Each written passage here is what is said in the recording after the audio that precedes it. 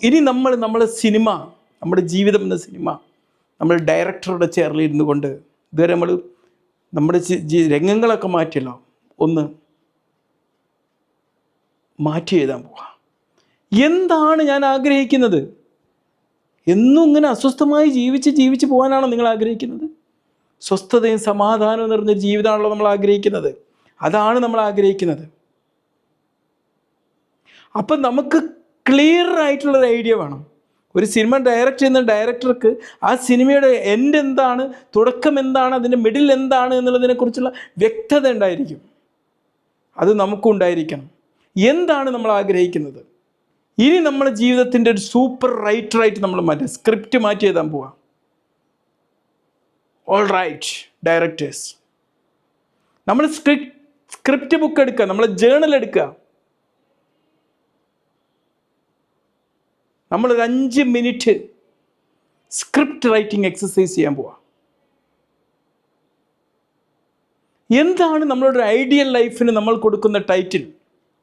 Fabulous life of Khaleel.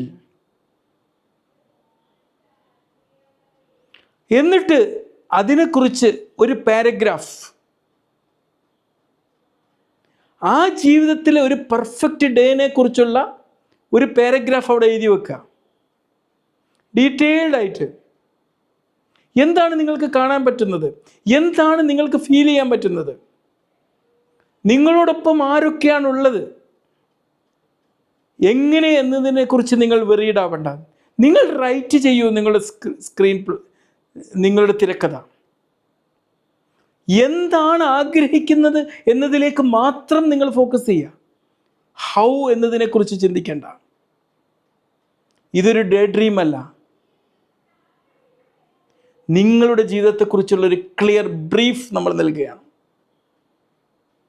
ഞാൻ എന്താണ് ആഗ്രഹിക്കുന്നത് എന്നുള്ള ഒരു ചോദ്യം നമ്മൾ ചോദിക്കുന്നത് നമ്മൾ റെസ്റ്റോറൻറ്റിലേക്ക് പോകുന്നത് പോലെ.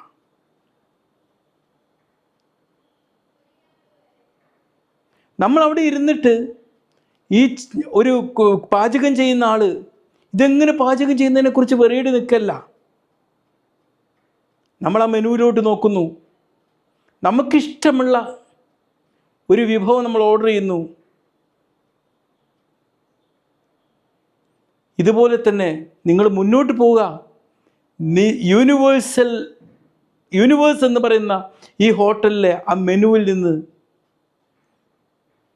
നമ്മളെ ഡ്രീം ലൈഫ് നമ്മൾ ഓർഡർ ചെയ്തെടുക്കുക.